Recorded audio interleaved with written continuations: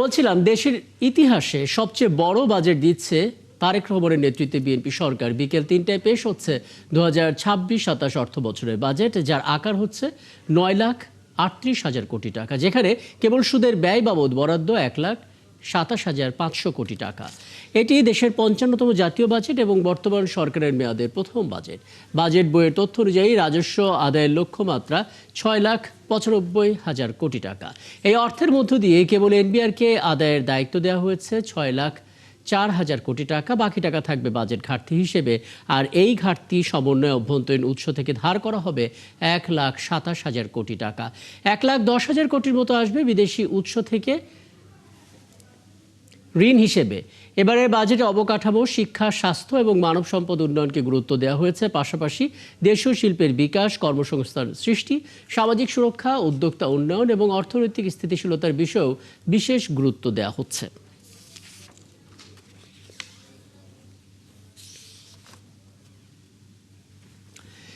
দেশের ৫৫তম জাতীয় বাজেট উপস্থাপনের মাধ্যমে নতুন এক অধ্যায়ের সূচনা করতে যাচ্ছেন অর্থমন্ত্রী আমির খসরু মাহমুদ চৌধুরী। এটি হবে তার প্রথম বাজেট। একই সঙ্গে টানা ৩ অর্থ বছরে ৩ ভিন্ন অর্থমন্ত্রী বাজেট উপস্থাপনের বিরল নজিরও তৈরি হচ্ছে। অর্থনীতি সংকট, মূল্যস্ফীতির চাপ, সাথে বিনিয়োগের স্থিরতার সময়ে নতুন অর্থমন্ত্রী প্রথম বাজেটকে ঘিরে বাড়ছে কৌতূহল। মেজবা হাসান জানাচ্ছেন বিস্তারিত। স্বাধীন বাংলাদেশের ৫৫তম বাজেট পেশ করতে যাচ্ছেন অর্থমন্ত্রী আমির খসরু মাহমুদ চৌধুরী। এর আগে ৩ বছর বাণিজ্য মন্ত্রণালয় সামলানোর পর যা হতে যাচ্ছে তার ভিন্ন এক অভিজ্ঞতা। তাই তো লম্বা সময় ধরে সীমাহীন প্রস্তুতি আর জনপ্রত্যাশা মেটানোর হিসাব নিকাশ তার মাথায়।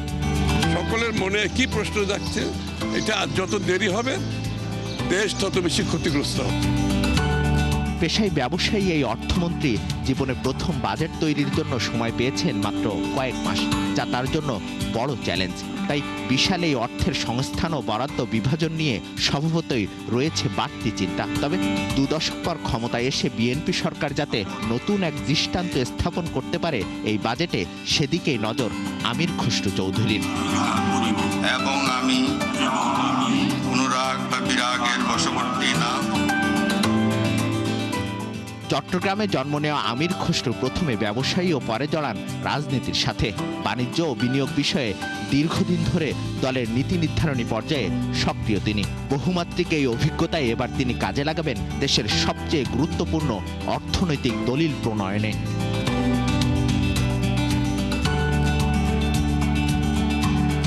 বর্তমানে বাংলাদেশ ব্যাংক কর্তৃক তরুণদের জন্য বিনা সুদে এবার বাজেটের মাধ্যমে দেশের ইতিহাসে সৃষ্টি হচ্ছে নতুন এক মাইল ফলক। তা হলো পরপর ৩ বার বাজেট পেশ করতে যাচ্ছেন ৩ জন ভিন্ন অর্থমন্ত্রী বা উপদেষ্টা। যেমন ২০২৪-২৫ অর্থ বছরে বাজেট উপস্থাপন করেন অর্থমন্ত্রী আবুল হাসান মাহমুদ আলী। ২০২৫-২৬ অর্থ বছরে উপদেষ্টা সালেহউদ্দিন আহমেদ, আর এবার আরেক অর্থমন্ত্রী আমির খসরু মাহমুদ চৌধুরী।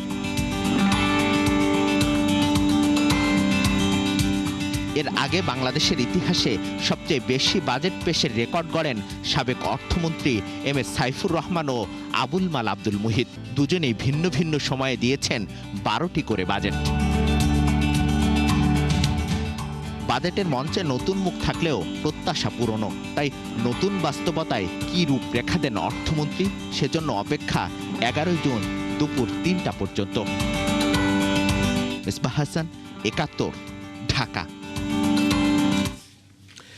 বলছিলাম দর্শক, আর মাত্র কয়েক ঘন্টা বিকেল ৩টায় দেশের ইতিহাসে সবচাইতে বড় বাজেট আসছে, বাজেট ২০২৬-২৭, এবং এরই মধ্যে আসলে ধারণাও পাওয়া গেছে কোন খাতে কেমন বরাদ্দ হতে পারে। সাধারণ মানুষের প্রতিক্রিয়া, খাতভিত্তিক বরাদ্দ এবং চ্যালেঞ্জ, সবটা নিয়ে কথা বলতে চাই। আমাদের সহকর্মীরা বিভিন্ন প্রান্তে আছেন। এ পর্যায়ে যুক্ত হচ্ছেন ৩ জন সহকর্মী।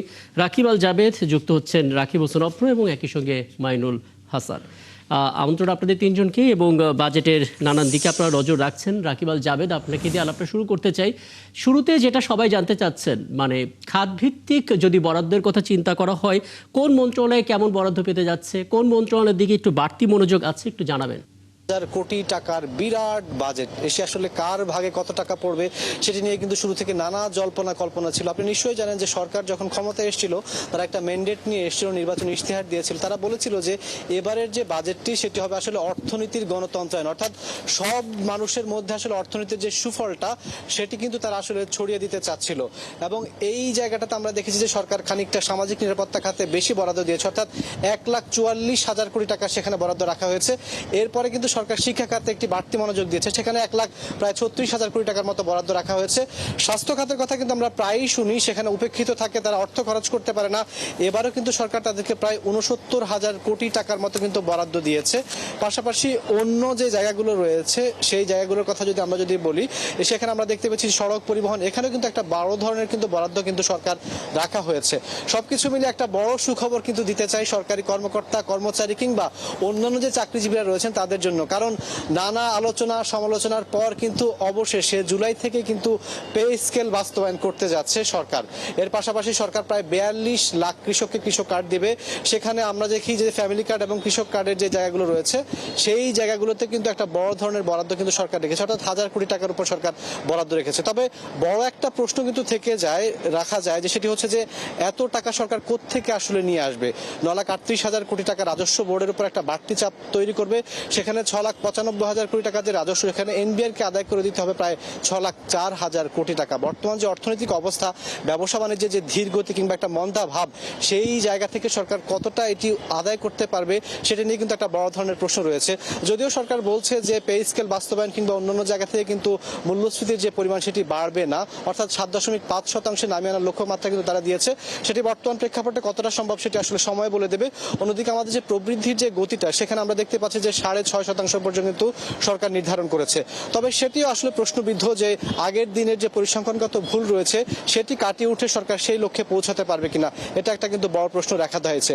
এর পাশাপাশি আমরা যদি দেখি যে সাধারণ মানুষের জন্য আসলে এবার বাজেটে কি রয়েছে, বিশেষ করে যদি বলি রাকিব, যে পরিচালন ব্যয় কিন্তু বিরাট একটা অংশ কিন্তু চলে যাচ্ছে, অর্থাৎ সরকারি কর্মকর্তাদের বেতন ভাতা অন্যান্য খরচে প্রায় 60 ভাগের বেশি কিন্তু অর্থ খরচ হয়ে যাচ্ছে। তাহলে সাধারণ মানুষের ভাগ্যে কি থাকবে? সাধারণ মানুষের ভাগ্যে যেটা থাকছে আমরা দেখেছি যে একেবারে অতি ক্ষুদ্র এবং মাঝারি যে উদ্যোক্তারা রয়েছে তাদের জন্য কিন্তু একটা বরাদ্দ সরকার রেখেছে। এখানে সহজ শর্তে 2,000 কোটি টাকার কিন্তু ঋণ তারা সরকার থেকে পাবে বলে তারা জানিয়েছে। পাশাপাশি অন্যান্য যে খাতের যে বরাদ্দগুলো রয়েছে সেখানেও কিন্তু আমরা দেখেছি একটা বড় ধরনের সরকার ডিস্ট্রিবিউট করার চেষ্টা করেছে, সাধারণ মানুষের দোরগোড়ায় পৌঁছে দেওয়ার চেষ্টা করেছে। যেহেতু তারা বলেছে যে একটু অর্থনীতির গণতন্ত্রায়ন করবে, সেটা আসলে অর্থ বছর শেষে আমরা আবার হিসাব মেলাতে পারবো কতটা আসলে এখানে গণতন্ত্রায়ন হয়। আপনাকে যদি বলি যে ঘাটতি অর্থায়নের পরিমাণের কথা, সেখানেও কিন্তু সরকার বরাবর মতো কি ধার কর্জে কিন্তু ঋণ করতে হচ্ছে।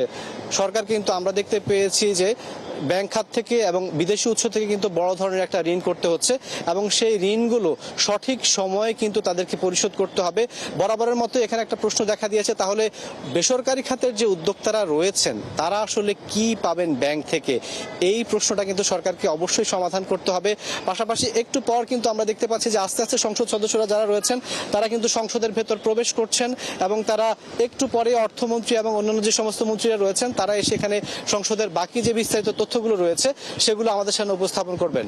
রাকিব, চমৎকার, অনেকগুলো তথ্য, অনেকগুলো ধারণা, অনেকগুলো আভাস একবারেই জেনে নিলাম এবং সামাজিক নিরাপত্তা খাতে একটু বেশি নজর দেওয়া হয়েছে এবং শিক্ষা খাতে যে বাড়তি নজর দেওয়া হয়েছে এটা সত্যিকার অর্থেই আশাবাদ তৈরি করে বটে, কিন্তু পরিচালন ব্যয়টা একটা বড় মাথা ব্যথার কারণ হতে পারে, এটা ধারণা করা হচ্ছে। আপনি বলছিলেন, আমি একটু সাধারণ মানুষের কথা জানতে চাই। রাকিব হোসেন অপ্র, আপনাকে দেখতে পাচ্ছি এবং সাধারণ মানুষ আসলে এই অর্থনীতির জটিল সমীকরণ কিংবা বাজেটের অঙ্ক নিয়ে যতটা না ভাবছেন তার চাইতে তারা নিত্যপণ্যের যে আয় ব্যয়ের সেই হিসেবটাই তারা মেলাতে চাচ্ছেন নিশ্চয়ই। তাদের কথা একটু জানতে চাই রাকিব হোসেন, সাধারণ মানুষ আসলে বাজেট নিয়ে কি ভাবছেন?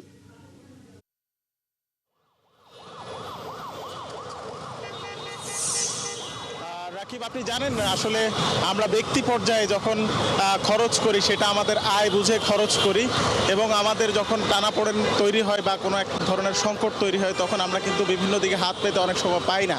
কিন্তু সরকারের ক্ষেত্রে এই জায়গায় পাওয়ার একটু তুলনামূলক বেশি সুযোগ রয়েছে, কারণ সরকার যে খরচ করে সেই খরচের ভিত্তিতেই কিন্তু তিনি আয়ের ব্যবস্থা করেন এবং আয় যদি দেশীয় উৎস থেকে না হয় তাহলে তিনি ঋণ করার সুযোগ পান এবং বিদেশ থেকে ধার কর্য করার সুযোগ আছে। সেই জায়গা থেকে আসলে সাধারণ মানুষের যেই অবস্থা এবং সাধারণ মানুষের যে দুর্ভোগ আমরা গত কয়েক বছর ধরে দেখছি, বিশেষ করে মূল্যস্ফীতির চাপে মানুষের আয়ের সঙ্গে ব্যয়ের হিসাব মিলছে না। এই জায়গায় আসলে সরকারের কাজ করার অনেক বেশি সুযোগ রয়েছে এবং এই সরকার নির্বাচনের আগে তাদের ইশতেহারে যেসব বিষয় তুলে ধরেছেন সেই ইশতেহার তুলে ধরে কিন্তু মানুষ কাজ করার চেষ্টা করছেন। বিশেষ করে সরকার কৃষি কার্ডের কথা বলেছে এবং ফ্যামিলি কার্ড নিয়ে অলরেডি কাজ শুরু করেছে এবং এই বাজেটে সেই বরাদ্দ কিন্তু রাখা হয়েছে। আমরা দেখেছি যে এইসব কর্মসূচি বিগত সরকারগুলো করেছে, কিন্তু নানা ধরনের অনিয়ম, দুর্নীতি এবং অব্যবস্থাপনার কারণে এইসব ব্যবস্থাপনায় বা এইসব কর্মসূচি আসলে আলোর মুখ দেখেনি অনেক ক্ষেত্রে। আমরা এবারও দেখছি যে টিসিবি, ওএমএস এবং খাদ্য বান্ধব যেসব কর্মসূচি রয়েছে, তেমনি সামাজিক সুরক্ষা খাতে অনেকগুলো কর্মসূচি রয়েছে, বয়স্ক ভাতা, বিধবা ভাতা, এবং সেখানে আমরা দেখেছি যে কিছুটা একরকম হামাগুড়ি দিয়ে সেখানে বরাদ্দের পরিমাণ বাড়ানো হয়েছে। আমরা প্রতিনিয়ত আসলে সাধারণ মানুষের সাথে কথা বলে যেটি বুঝতে পারি যে আসলে বয়স্ক ভাতা যেখানে প্রতি মাসে একজন মানুষকে 600 টাকা দেওয়া হয়, সেই 600 টাকা দিয়ে আসলে একদিন বা 2 দিন চলার মতো না এখনকার বাজার পরিস্থিতিতে। সেই জায়গা থেকে আসলে সরকারের যে সামর্থ্য রয়েছে, সরকারও চাইলে যে এটাকে 2000, 5000-এ উন্নীত করতে পারে, সেই সুযোগ কিন্তু খুব একটা নেই। তো সেই জায়গা থেকে আসলে এই সরকার ফ্যামিলি কার্ডের মাধ্যমে এবার 2 থেকে 2500 টাকা দেওয়ার একটা পরিকল্পনা নিয়ে তারা কাজ করছেন অলরেডি, যেটা শুরু হয়েছে। এবং আমরা দেখেছি যে কৃষক কার্ড এবং প্রবাসী কার্ডের কথা আলোচনায় আছে। এর বাইরে আমরা যদি বলি যে এইসব কর্মসূচি পরিচালনার ক্ষেত্রে সরকার যেভাবে বাস্তবায়ন করবে, বিশেষ করে যদি এই সব জায়গা অনিয়ম দুর্নীতি না হয়, সেই জায়গায় থেকে কিন্তু আসলে মানুষের প্রত্যাশা রয়েছে। এবং সবচেয়ে বড় যে প্রত্যাশা সেটা হচ্ছে মানুষ কাজ করতে চায়, মানুষের কাজের সুযোগ চায়। কারণ মানুষ কাজ করে যে আয় করবে, সেই আয় দিয়ে তাদের চলার পরিকল্পনা রয়েছে, কিন্তু সরকার থেকে সরাসরি আসলে টাকার প্রত্যাশা বেশিরভাগ মানুষ করে না। দেশের বড় জনগোষ্ঠী আসলে কাজের একদম রাকিব হোসেন, আপনি কথা বলছিলেন এবং খুব ভালো হতো যদি আপনার মাধ্যমে সাধারণ মানুষের বক্তব্য সরাসরি আমরা শুনতে পেতাম। নিশ্চয়ই পরবর্তীতে যখন যুক্ত হব তখন সাধারণ মানুষের কথাগুলো শুনতে পারবো আপনার মাধ্যমে, যদি একটু পরে আপনার একটা প্রতিবেদন আমরা দেখব। মাইনুল হাসান, আপনার কাছ থেকে একটু জানতে চাই, মানে বোঝা যাচ্ছে রেকর্ড অঙ্কের বাজেট এবং রেকর্ড অঙ্কের ঘাটতি, সাথে নজিরবিহীন লক্ষ্যমাত্রা রাজস্ব খাতে আমরা দেখতে পাচ্ছি 9,38,000 কোটি টাকার যে বাজেটের আকার, তার ভিতরে 6,95,000 কোটি টাকায় আদায় করা হবে রাজস্ব খাত থেকে। তার মানে রাজস্ব আদায়ের যে বিশাল লক্ষ্যমাত্রা, সেই লক্ষ্যমাত্রা পূরণের জন্য খাতটাকেও শক্তিশালী হতে হবে। কোনো সংশয় আছে কিনা, কোনো চ্যালেঞ্জ আছে কিনা, যে চ্যালেঞ্জগুলো আসলে বড় আকারে মাথা ব্যথার কারণ হতে পারে, একটু বলবেন আসলে মাইনুল।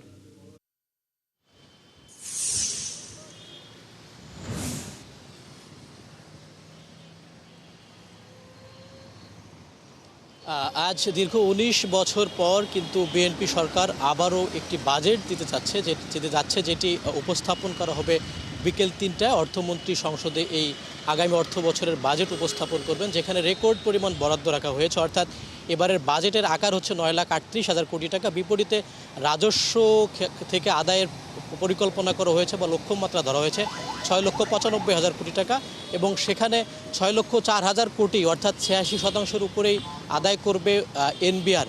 এবং আপনি জানেন এই এনবিআরকে বিভিন্ন সময়ে বা বিভিন্ন অর্থ বছরে কিন্তু এই লক্ষ্যমাত্রা নির্ধারণ করে দেয়া হয়। সেক্ষেত্রে এনবিআর কখনোই তার লক্ষ্য পূরণে অর্জন করতে পারে না। এবং আমরা সবশেষ এই চলতি অর্থ বছরের গত 10 মাস যদি দেখি, 10 মাসে প্রায় 1,04,000 কোটি টাকা কিন্তু এনবিআর রাজস্ব ঘাটতি।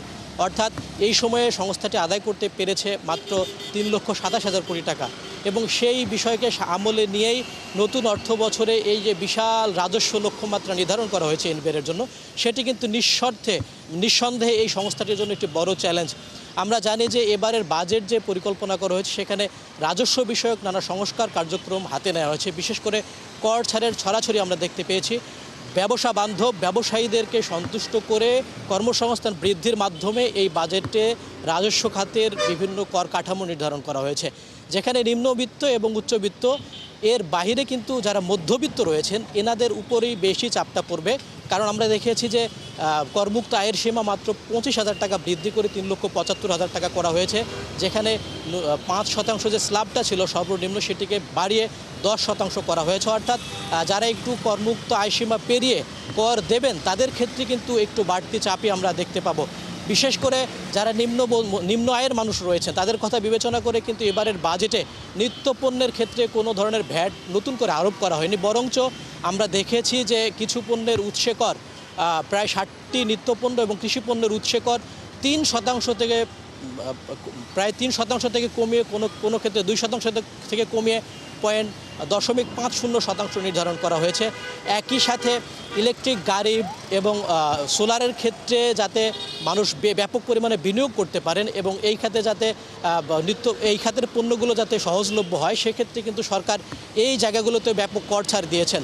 পাশাপাশি আমরা আরও একটি বিষয় দেখেছি যে কর জাল সম্প্রসারণের করার ক্ষেত্রে এনবিআর কিন্তু গুরুত্ব দিয়েছে যে কর ভিত্তি সম্প্রসারণের ক্ষেত্রে আমরা দেখেছি যে ব্যাংক হিসেব খোলার ক্ষেত্রে টিন বাধ্যতামূলক করা হয়েছে, ব্যবসায়িক ব্যাংক হিসেব খোলার ক্ষেত্রে বিন বাধ্যতামূলক করা হয়েছে এবং সব কিছু মিলে বিভিন্ন সংস্কারের মাধ্যমে এনবিআরের যে রাজস্ব লক্ষ্যমাত্রা নির্ধারণ করা হয়েছে তা অর্থবছর শেষে কতটুকু সেটি বাস্তবায়িত হবে সেটি এখন দেখার বিষয়। অবশ্যই দেখার বিষয়, এবং এরপরে যখন আপনার কাছে আসবো তখন একটু জানার চেষ্টা করব এনবিআর যার উপরে এত নির্ভর করছে সরকার, সেই এনবিআর আসলে কতটা ডিজিটালাইজেশন হলো, এটাকে অটোমেশনের আওতায় আনার ক্ষেত্রে নানা রকমের প্রতিবন্ধকতা আছে, সেগুলো কতটা মেটানো যাবে সেগুলো নিয়ে নিশ্চয়ই পরবর্তীতে আলাপ হবে আপনার সঙ্গে। ধন্যবাদ যুক্ত হওয়ার জন্য। আমাদের 3 জন সহকর্মী যুক্ত হয়েছিলেন বাজেটের আগেই, বাজেট সম্বন্ধে কিছু ধারণা আমরা তাদের কাছ থেকে পেলাম। ওদিকে প্রতিদিনের আয় ব্যয় মেটাতেই যখন হিমশিম অবস্থা, তখন বাজেট নিয়ে খুব একটা উচ্ছ্বসিত নয় দেশের বড় জনগোষ্ঠী। বুঝতে চান না লাখ কোটি টাকার হিসেব নিকেশ। তাদের প্রত্যাশা সীমাবদ্ধ নিত্যপণ্যের দামে, ঘর ভাড়ায় কিংবা গ্যাস বিদ্যুতে। বিশেষজ্ঞদের মতে নানামুখী টানাপোড়েনের মাঝেও নাগরিকের এই মৌলিক চাহিদা পূরণ কঠিন নয়। রাকিব হোসেনের রিপোর্টে বিস্তারিত।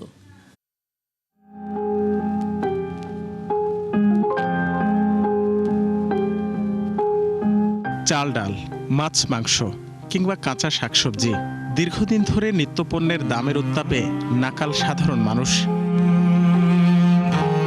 বাজারের ফর্দ কাটছাঁট করে কোনো রকমে দিন পার করলেও মাস শেষে মিলছে না আয় ব্যয়ের হিসাব। এমন প্রেক্ষাপটে দরজায় কড়া নাড়ছে গণ অভ্যুত্থান পরবর্তীতে ক্ষমতায় আসা বিএনপি সরকারের প্রথম বাজেট।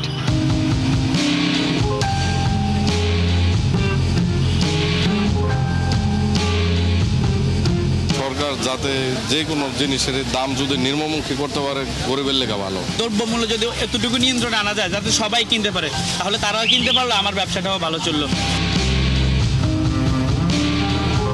শুধুই কি নিত্যপণ্যের দামের চাপ, আবাসনে উচ্চ ব্যয়, গ্যাস বিদ্যুতের অনিশ্চয়তা, এমনকি কর্মসংস্থান নিয়েও রয়েছে দুশ্চিন্তা। থাকে এখন এক ঘরে ইনকাম করে একজন খায় 5 জন, তো সেই তো টানা কিসের মধ্যে থাকবে। হ্যাঁ, তার ভিতরে দুর্নীতি, শয়তান যেহেতু ইবলিশ একজন আছে, দুর্নীতি করার জন্য শয়তান ও ছোঁয়া দিবে। হ্যাঁ, তো আমাদের দেশ হলো মেন হলো কর্মসংস্থান। সরকারের যেটা দেয় মাসে 600 টাকা দিয়ে পানি গরম হয় না, 1 সপ্তাহ খাওয়ানো হয় না। একই অবস্থা সরকারেরও। প্রতিনিয়ত খরচ বাড়লেও আসছে না কাঙ্ক্ষিত আয়। এমন পরিস্থিতিতে কিছুটা কৌশলী হলে কল্যাণমুখী বাজেট প্রণয়ন সম্ভব বলে মনে করেন এই বিশেষজ্ঞ। মানে এই প্রথম সম্ভবত আমরা একটা স্লোগান পাচ্ছি গভর্নমেন্টের কাছে, সেটা হচ্ছে মানবিক বাংলাদেশ গড়ে তোলা। মানবিক বাংলাদেশ গড়ে তোলা বলতে মেইন করছে যে মানুষের দিকে তাকিয়ে আমি কাজটা করব। মানবিক দিকটা তুলে ধরা মানে যিনি ট্যাক্স দেবেন তিনিও যেন বুঝতে পারেন যে সরকার আমার জন্য কিছু করে। সব মিলিয়ে বাজেটে সীমিত আয়ের মানুষকে স্বস্তি দিতে নানামুখী চ্যালেঞ্জে পড়তে যাচ্ছে বিএনপি সরকার। রাকিব হোসেন, ৭১, ঢাকা। আসছে বাজেটে কর কাঠামোয় শতাধিক পরিবর্তন প্রস্তাব করতে যাচ্ছেন অর্থমন্ত্রী আমির খসরু মাহমুদ চৌধুরী। ব্যক্তির করমুক্ত আয়সীমা মাত্র 25,000 টাকা বাড়িয়ে সর্বনিম্ন কর হার 10% প্রস্তাব করবেন তিনি। তবে সব ধরনের কর্পোরেট কর হার আগের মতোই থাকছে। ওষুধ, নবায়নযোগ্য জ্বালানি, সাথে পরিবেশ বান্ধব পরিবহনে নানা ধরনের ছাড়ের প্রস্তাব থাকছে এই আসছে বাজেটে। জুয়েলারি শিল্প, অনলাইন আয়ও স্বস্তি দিতে ছাড়ের প্রস্তাব করবেন অর্থমন্ত্রী। অন্যদিকে রাজস্ব আয়ের লক্ষ্য পূরণে সিগারেট সহ কিছু খাতে কর বাড়ানোর প্রস্তাব করা হতে পারে। মাইনুল হাসানের রিপোর্টে বিস্তারিত। 11 জুন বিকেলে এই সংসদেই পেশ হবে 2026-27 অর্থ বছরের বাজেট, যেখানে সাধারণ মানুষকে খানিকটা স্বস্তি দিতে থাকছে নানা প্রচেষ্টা। যেমন 25,000 টাকা বাড়িয়ে করমুক্ত আয়সীমা করা হচ্ছে 4.5 লাখ টাকা, যা আগামী 5 বছর পর হবে 4.5 লাখ। তবে তুলে দেয়া হচ্ছে সর্বনিম্ন 5% কর হারের স্তর। জনজীবনে স্বস্তি দিতে চাল, গমসহ 60টি নিত্যপণ্যের উৎস কর কমিয়ে নামানো হচ্ছে অর্ধেকে। মশলা ও খেজুর আমদানিতে থাকছে না 5% নিয়ন্ত্রণমূলক শুল্ক। তবে আরও স্বস্তির খবর হলো ডায়ালাইসিস ফিল্টার আমদানির 5% আগাম কর প্রত্যাহার হচ্ছে। এছাড়া ওষুধ তৈরির 68টি কাঁচামাল আমদানিতে সম্পূরক শুল্ক বাতিলের প্রস্তাব করবেন অর্থমন্ত্রী। হার্টের রিং এবং চোখের লেন্সের 10% ভ্যাট প্রত্যাহার হচ্ছে। ক্যান্সারের ওষুধ তৈরির 9টি কাঁচামাল আমদানিতে দেয়া হচ্ছে কর রেয়াত সুবিধা। নবায়নযোগ্য জ্বালানির প্রসারে ব্যাপক করছাড় সুবিধা দেবেন অর্থমন্ত্রী। যেমন করমুক্ত থাকবে সৌর বিদ্যুতের সব উপকরণ আমদানিতে। বিল দেওয়ার ক্ষেত্রেও প্রণোদনা পাবেন গ্রাহকরা। এছাড়া বৈদ্যুতিক বাস, ট্রাক এবং চার্জিং স্টেশন আমদানিতে 5% উৎসে কর প্রত্যাহার হচ্ছে। বৈদ্যুতিক গাড়ির নিবন্ধন ও নবায়নে আগাম আয়কর 2 লাখ টাকা থেকে কমিয়ে সর্বোচ্চ 1 লাখ টাকা করা হচ্ছে। কর রেয়াত সুবিধা পাচ্ছেন স্থানীয়ভাবে ইলেকট্রিক গাড়ি ও বাইক উৎপাদন শিল্প। মোবাইল ফোন ব্যবহারকারীদের স্বস্তি দিতে বাতিল করা হচ্ছে সিমের উপর থাকা 300 টাকা কর। আর মোবাইল উৎপাদনের 22 ধরনের কাঁচামাল আমদানিতে উৎসে কর কমে হচ্ছে 1%। এছাড়া এ খাতের মূসক অব্যাহতি বাড়ছে 2030 সাল পর্যন্ত। সব ধরনের কার্ড তৈরির কাঁচামালে থাকা 5% আগাম কর প্রত্যাহার হচ্ছে। কাজু বাদাম আমদানিতে শুল্ক বেড়ে হচ্ছে 25%। জুয়েলারি শিল্পের কর হারেও আসছে পরিবর্তন। যেমন স্বর্ণ ও অলংকার সরবরাহে উৎসে কর কমে হচ্ছে 0.5%। আর 5% ভ্যাটের বদলে ভরিপূর্তি করা হচ্ছে নির্ধারিত 2,500 টাকা। করমুক্ত থাকবে কন্টেন্ট ক্রিয়েশনের আয়ও। এসএমই খাতে 50 লাখ ও নারী উদ্যোক্তাদের জন্য 70 লাখ টাকা পর্যন্ত টার্নওভার ট্যাক্স করমুক্ত হচ্ছে। খুচরা বিক্রেতাদের কাছে পণ্য সরবরাহে বসছে 0.2% অগ্রিম কর। ডিজিটাল ব্যবস্থাকে আরও অর্থপূর্ণ করতে সব ধরনের ফ্রিল্যান্সিংয়ে আয়কর অব্যাহতি প্রস্তাব করবেন অর্থমন্ত্রী। সৃজনশীল অর্থনীতির বিকাশে বাদ্যযন্ত্র আমদানিতে থাকা 5% শুল্ক প্রত্যাহার হচ্ছে। রপ্তানিকারকদের ক্ষেত্রে কিছুটা পরিবর্তন হবে নতুন বাজেটে, কেননা নগদ প্রণোদনার উৎসে কমে হচ্ছে 5%। আর শিল্পের কাঁচামাল আমদানিতে থাকা উৎসে কর কমছে 1%। 150 সিসির ওপর মোটরসাইকেল নিবন্ধনে টিআইএন বাধ্যতামূলক হচ্ছে। তবে কোনো কর দিতে হবে না। কর অব্যাহতি সুবিধা বহাল থাকছে টিভি, ফ্রিজ, কম্পিউটার সামগ্রী উৎপাদনের ক্ষেত্রেও। বরাবরের মতো এবারও ধূমপায়ীদের জন্য কঠিন বার্তা নিয়ে আসছেন অর্থমন্ত্রী। যেমন সিগারেটের ফিল্টার তৈরির কাঁচামালে 300 ও নিকোটিনে 350% সম্পূরক শুল্ক আরোপ করা হচ্ছে। এছাড়া 10 শলাকার উচ্চ স্তরের সিগারেটের দাম 185 টাকা থেকে বাড়িয়ে করা হচ্ছে 210 টাকা। পাচার ও নকল বন্ধে সিগারেটের প্যাকেটে বসছে কিউআর কোড। দেশে উৎপাদিত অ্যালকোহলে ভ্যাট বসছে লিটারে 500 টাকা। সিনথেটিক ওভেন, ফেব্রিক্স আমদানিতে 10% সম্পূরক শুল্ক প্রত্যাহার হচ্ছে। ফ্লোট গ্যাস উৎপাদনে 5টি কাঁচামাল আমদানিতে শুল্ক কমে হচ্ছে 15%। উচ্চ মূল্যের হিমায়িত মাছ আমদানিতে 15% মূসক আরোপ হচ্ছে। কৃষিখাতের সম্প্রসারণে সার ও কীটনাশকের ভ্যাট ও কর বাতিল হচ্ছে। বিআইএন বাধ্যতামূলক হচ্ছে ব্যবসায়িক ব্যাংক অ্যাকাউন্ট খোলার ক্ষেত্রে। এছাড়া শিশুখাদ্যের কাঁচামালের আমদানিতে শুল্ক কমে হচ্ছে 10%। বিদেশি প্রসাধনীর ক্ষেত্রে শুল্কায়ন মূল্য কমছে 25% পর্যন্ত। মইনুল হাসান, 71, ঢাকা। বুধবারও জামালপুর সীমান্ত দিয়ে একজনকে পুশ ইনের চেষ্টা করেছে বিএসএফ। এ নিয়ে গেল এক সপ্তাহে শতাধিক পুশ ইনের চেষ্টা করলো সেখানে। তবে বিজিবি এবং এলাকাবাসী বিএসএফ এর সেই চেষ্টা ব্যর্থ করে দেয়। ওদিকে সীমান্ত উত্তেজনার মধ্যেই জেলার দেওয়ানগঞ্জের রহিমপুর পরিদর্শন করেছেন 35 বিজিবির অধিনায়ক। এ সময় তিনি বিজিবিকে সহযোগিতার জন্য স্থানীয়দের ধন্যবাদ জানান। আনসারি সুমনের তথ্য এবং ছবিতে বিস্তারিত। গেল এক সপ্তাহ ধরে পুশিনের ঘটনায় উত্তেজনা চলছে জামালপুরের বিভিন্ন সীমান্তে। বুধবারও বকশীগঞ্জের বগারচর ইউনিয়নের রামরামপুর সীমান্ত দিয়ে একজনকে পুশিনের চেষ্টা করে বিএসএফ, কিন্তু এলাকাবাসী ও বিজিবির সহায়তায় তা ব্যর্থ হয়। সীমান্তবাসীর একের পর এক এমন তৎপরতায় কৃতজ্ঞতা জানাতে বুধবার দেওয়ানগঞ্জের রহিমপুর সহ বিভিন্ন এলাকা পরিদর্শন করেন 35 বিজিবি অধিনায়ক লেফটেন্যান্ট কর্নেল হাসানুর রহমান। আপনারা সকাল থেকে আমাদের সাথে ছিলেন, আমরা খুব খুশি, ফাইন। বাট মনে রাখতে হবে যে আমাদের সবারই কিন্তু কাজের একটা সীমারেখা থাকে, ঠিক না? সীমান্তে আসতে পারে কারা? শুধুমাত্র বিজিবি আসতে পারে, বিজিবি ছাড়া কেউ কিন্তু আসতে পারে না। এখন আপনারা আসছেন, আমাদের সাথে ছিলেন, খুব খুশি হয়েছি আমরা। আমরা আপনাদেরকে ধন্যবাদ জানাই। বিজিবির পক্ষ থেকে জানানো হয়, জেলার 15টি বিওপির প্রায় 72.5 কিলোমিটার সীমান্তে নিরাপত্তা বাড়ানো হয়েছে। পাশাপাশি শূন্যরেখা থেকে দূরে থাকতে মাইকিং করা হচ্ছে। ভারত একজন লোককে ঠেলে দিয়েছিল বাংলাদেশের সীমানায়, বিজিবি এবং এলাকাবাসী তা প্রতিহত করেছে। এখনো সীমানায় থমথমে অবস্থা বিরাজ করছে। যে বর্ডার দিয়ে আমাদের ক্রস দিয়ে ভারতের নাগরিক পাঠায় দিছে, আমরা অনেক দিন হাতে আমাদের ঘুম নাই, আমাদের কোনো শান্তি নাই। আমরা বিটিআরের পক্ষে আমরা 24 ঘন্টা আছি। সরকার যাতে এই বিষয়ে পদক্ষেপ নেয়, কূটনৈতিক চ্যানেল ব্যবহার করে সরকার যাতে আমাদের দেশের অভ্যন্তরে কোনো দুষ্কৃতিকারীকে আমাদের দেশের ভিতরে ঢুকাইতে না দেয়। বিজিবি বলছে, সীমান্তে যে কোনো ধরনের অনুপ্রবেশ ঠেকাতে তারা সর্বোচ্চ সতর্ক অবস্থানে রয়েছে। বনশ্রী হালদার, ৭১। পুশিন ঠেকাতে বিভিন্ন সীমান্ত এলাকায় বিজিবির নজরদারি বাড়ানো হয়েছে। এই বিষয়ে আমরা আরো আপডেট নিতে চাই। ব্রাহ্মণবাড়িয়া সীমান্তে যেতে চাই, সেখান থেকে যুক্ত হচ্ছে সহকর্মী জালালউদ্দিন রুমি। জালালউদ্দিন রুমি, আমরা একটু আগে জামালপুরের সীমান্তের ছবিটা দেখছিলাম। সেখানে বিজিবি সীমান্তে অবস্থান করছে, নজরদারি রাখছে এবং তার সাথে সাধারণ মানুষের উপস্থিতিও ছিল। ব্রাহ্মণবাড়িয়ার ছবিটা কেমন একটু দেখাবেন, সেখানকার সীমান্তের পরিস্থিতি কেমন এবং নতুন করে পুশিনের কোনো চেষ্টা হয়েছে কিনা?